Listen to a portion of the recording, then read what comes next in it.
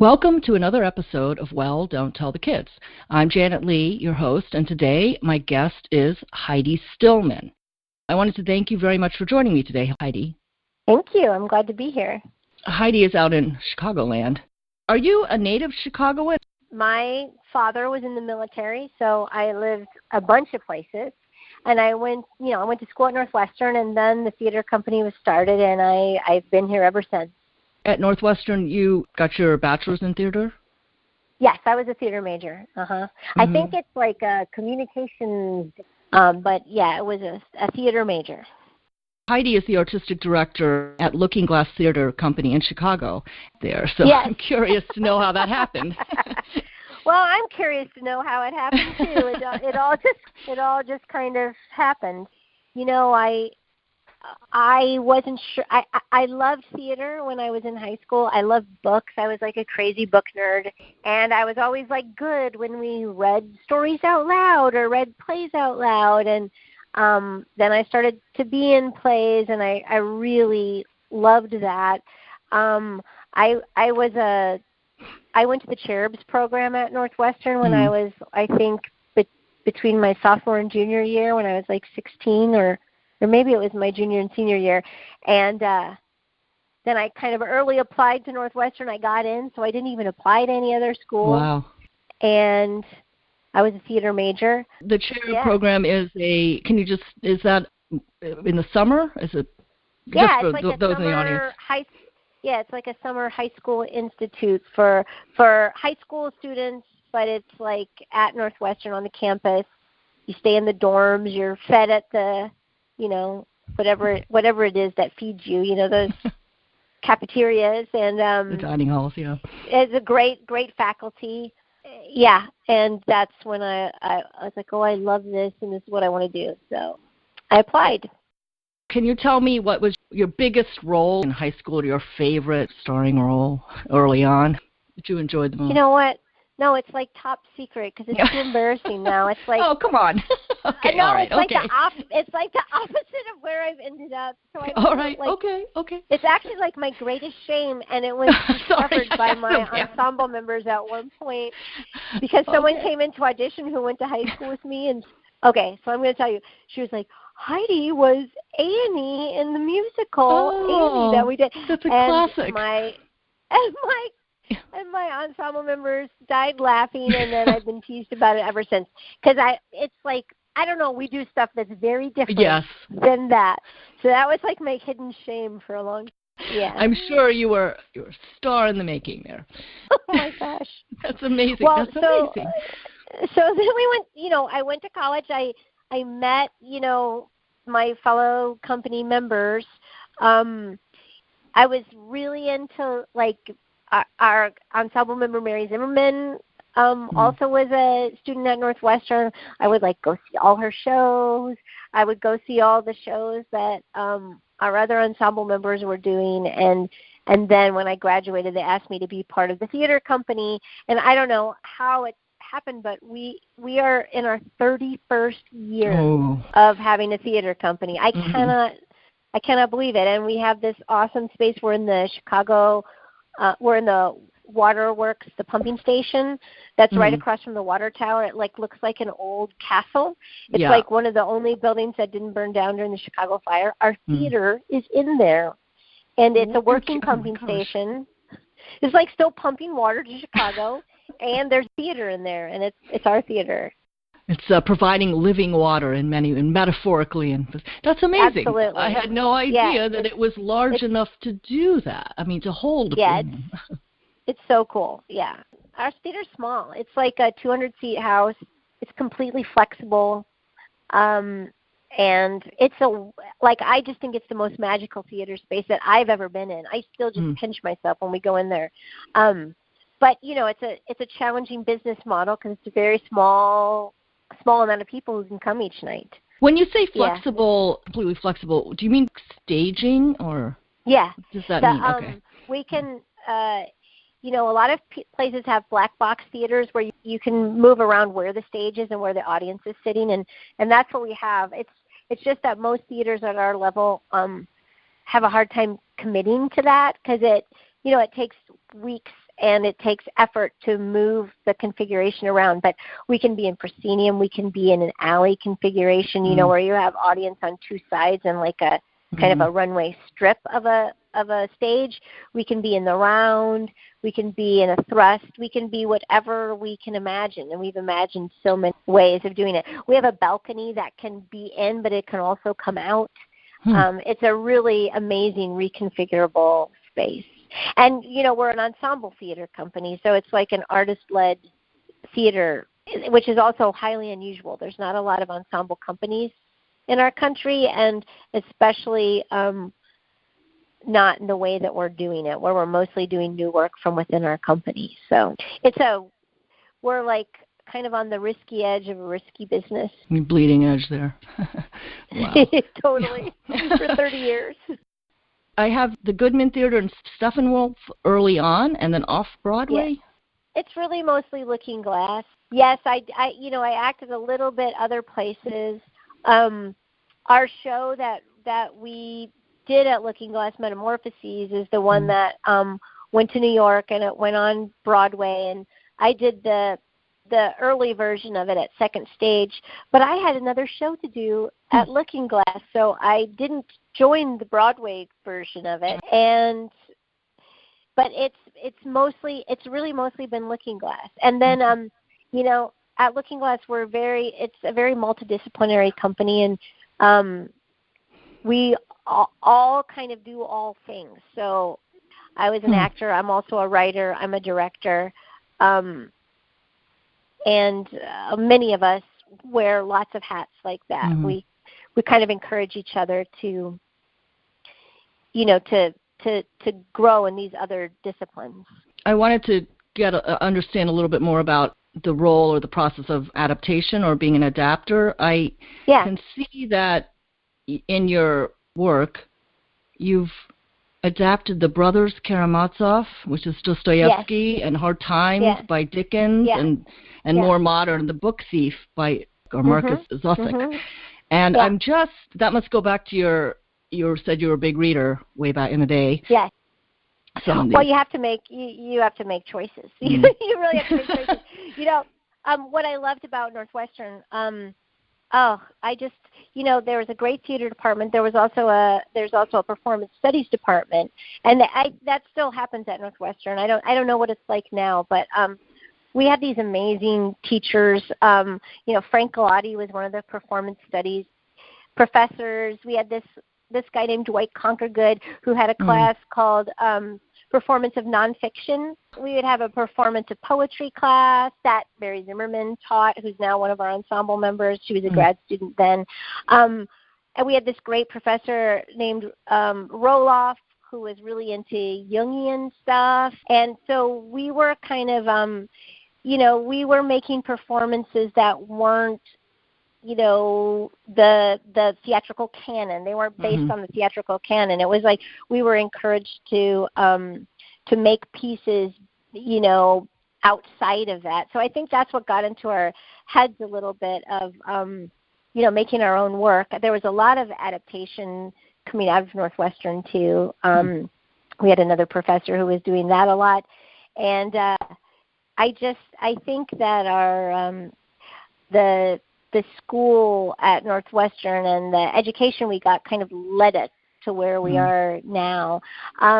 We were really interested in a physical theater, in a theater that was had a big visual component, image-based and physical, and we didn't find a lot of plays that were written that we were that interested in, and so we just started making our own work, and started doing a lot of adaptation or reinterpretation of stories. Like one of our ensemble members, Mary Zimmerman, is kind of well known for her adaptations, but they're actually often very loose adaptations of great work like the Odyssey, the Arabian Nights, Metamorphoses, a lot of these great tales and stories and mythology that we've all grown up with. So that kind of, it kind of was like our source material is whatever. And you mentioned something about Jungians trying to tap into corporate, I don't know what the term is, the well of... Absolutely. When you're adapting, a play is a really different form than a book. It's a really different form than a movie. And so you just have to make choices to make it a play, because it's, The Brothers K is like one of the longest books ever, And that was an incredible I read that one at in Northwestern, or in one of the courses. Me too. Did you have who was that great professor? I had Weil, and I also had Morrison. Yeah, Professor Weil. Yeah. I loved him. Yeah. I loved him, and he came and that totally inspired that. He came and talked to us when we did the adaptation of Brothers K. When we had our first rehearsal, he came and talked to us, because he was such an inspiration. I also did an adaptation of The Master and Margarita, which I read in that class as well. Yeah. That Bulgakov book. Okay. In the Russian literature class. Yeah. Erwin Weil, we saw him in Evanston a few years ago. He put out a book about the Reds and Cincinnati Reds or something. Wow. Yeah, baseball and Russian. I loved him so much. He's a serious inspiration. That he was just a very inspiring teacher. Now, I picked up The Book Thief, which is actually a young adult title. Yeah, it's a great book. But I noticed there was a motif of the colors. Did that play a part in or bringing it to the stage for you? It actually didn't. It actually didn't so much. It ended up focusing on other things. But I loved that. But, I didn't direct that. That was like the only play I've written that I didn't direct. Yeah, Hallie Gordon, she's a great person at Steppenwolf. She directed that. That book was really challenging in that not a lot of it is written through dialogue. Like the Brothers Karamazov and Hard Times, both Dickens and Dostoevsky, a lot of their book comes out in conversation between people. And The Book Thief, it's not really. Like, he would start conversations and then kind of summarize what the rest of it was. So I ended up having to do a lot of writing in The Book Thief. And, you're kind of, when you're adapting, you're kind of trying to assume the voice of the writer. Or, you want it to be cohesive. It can't sound like different people or different authors. Yeah. So The Book Thief was really challenging to adapt. And the writer, Marcus Dusak, came and saw it, which was really exciting. Oh, wow. Yeah. That must add an element of, I don't know, heightened awareness. I was very nervous. I didn't care what anybody thought except for him. But he really liked it, which was cool. But yeah, usually I'm adapting stuff from like long dead authors that I love. Did you just wrap something, or is Looking Glass in between? We have a play going right now called Acts of God, which I directed. It's by a first-time playwright who's a new ensemble member of ours, Kareem Bandiali. He's very brilliant. It's like super crazy, genre-busting, experimental piece that I'm really proud of. Our next show is Frankenstein. We're doing an adaptation, a very physical and visual adaptation of Frankenstein, which I'm excited about. Will there be lightning effects? There will be electricity. Okay. Can't have Frankenstein without some sort of storm. You have been the AD there at Looking Glass for a couple years now, right? And an ensemble member. And I was artistic director another time too. We pass the baton amongst us. I was going to ask about your vision. It's interesting then that it's kind of rotating or something. How do you look at your time, as you're leading it? Well, it's very different than most theater companies. Most theater companies have an artistic director that is running the show, and I'm kind of running the show, but I'm also not, because our ensemble is very active. And so what I'm doing is kind of representing the ensemble. Like a lot of theater companies, the artistic director is hired by the board, and they are there to choose the season and help execute the season. At our theater company, our ensemble chooses the theater. Our ensemble votes on our artistic director, and it's a model that's very unusual. It's a very artist-centric, artist-led company, and there aren't many companies like that, and there are certainly not many companies of our size like that. So my job is a little different. Everything's not up to just me. I am, you know, the ensemble is a resource and is helping decide things that then I am helping implement. What do you find your greatest challenge as you're representing a group? I can imagine there's. Well, you must I think all that get is. along. Well, we do, but you know, I think it's been a grand experiment, and it's both the strength and the challenge of our organization. And trying to figure that out. You know, when we first started, we were very socialist when we first got out of school, and it was kind of we all decided everything. We met once a week. We paid dues. You know, we all did everything. And then as we got bigger and we started to hire, you know, professionals that weren't us to help run the organization, it started to shift, and it's, you know, it's been constantly shifting beast as time went on to kind of match where we were as an organization and also where everybody was in their life. And it's evolved in a really interesting way. I mean, somebody should write a book about it someday, because it's a crazy experiment in art and in business. In a way, it has a feel like a family business. Yeah, it feels like a family business to us and to the people working for us, I think, as well, with all the good and the bad that entails.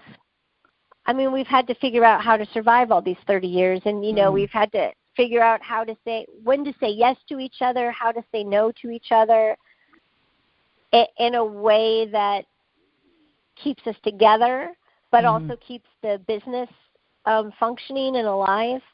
So it's constant challenge through the years. Can you tell me the smallest and the largest number of actors? The ensemble right now is, I think it's 23 people. I think it started at 8, quickly became 12, and has grown from there. But we grow very slowly because it feels like a marriage. It feels a lifelong commitment. So we're slow to expand, but we have expanded over the years. But we're still, you know, it's a pretty small number in a way. Yeah, it is. It's less than one a year. Yeah, that's right. Yeah. I guess that's true. Now, this is a famously difficult area for a young person to get into, of course. Plays and movies written about people trying to make it in acting. So, best advice to the young. I get asked this by people, by young people in the field, and I know this isn't very helpful or what you're going for, but I honestly feel like I don't really know what the advice is.